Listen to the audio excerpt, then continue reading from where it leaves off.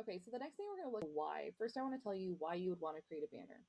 So anytime that I'm giving a presentation to people, I like to have a banner at the bottom that tells them either what link you need to go to. I like to have my contact information, my Twitter handle, and it's up there all the time because typically someone will be like, "Hey, I didn't get the link. Can you just put it back up there?" Well, instead, now it's up there the entire time. Um, and I'll do this. I do this for every all PDs that I give. Now, for students, I do it in things like we had a gallery walk that was recapping the March to Civil War and where everything came from. And so we separated it by era and we called the presentation the March to Civil War. So, era, Constitutional Convention.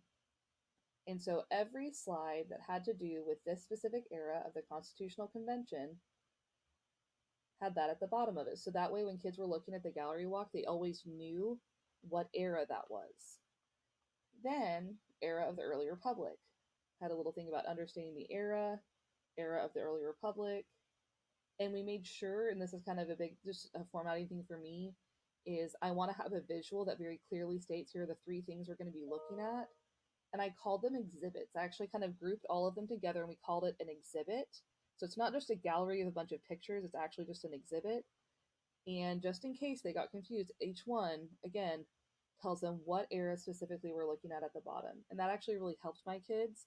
Also, if you're giving a presentation and there's either a pear deck or a link or something that they have to go to, have that at the bottom of the screen as well. So here's how I did it. So when you go to, this is another instance where we're going to go to slide and we're going to go to edit master. And this one is one that I do on the master slide because I want it to show up on every single slide. So I'm going to go to insert. I'm going to go to insert a shape, or you can just do the same way I showed you guys before. And I'm going to draw it down here. Now, I typically make the edges kind of go off the sides because it's really hard to make those edges work. I'm going to make it about size 4 borders. Now, one thing I do, because you know me, I love a drop shadow. The problem is when you drop a shadow and the shadow goes to the bottom, it doesn't really help anything. So I'm going to arrow down here. I'm actually going to change the angle of this. I'm going to change it, I think, to 45 is typically what makes it work.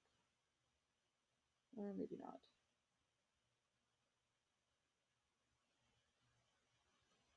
No. Sorry, I have to find the correct angle that's going to give me the... Nope, not that one. Goodness gracious, folks. Okay, yeah, that's what I thought.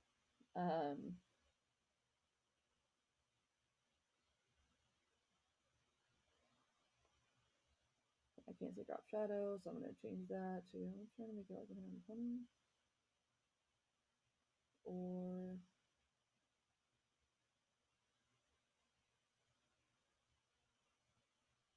There we go. So about like 270, it makes it work. And so then I'm going to go to insert, have another text box. And I always like to have an icon just because that's who I am.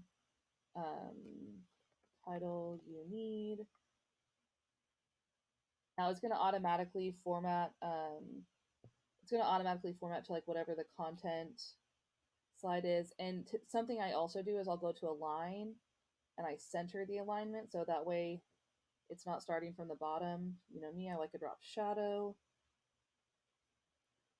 And if you're planning on doing something like I did with the gallery walk, where you want it to change based on like the era, then all you're going to have is like the title you need, and then on each,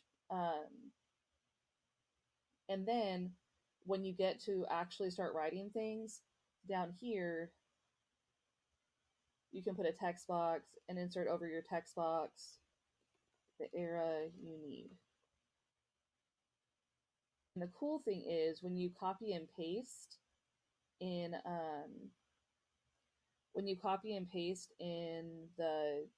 in slides.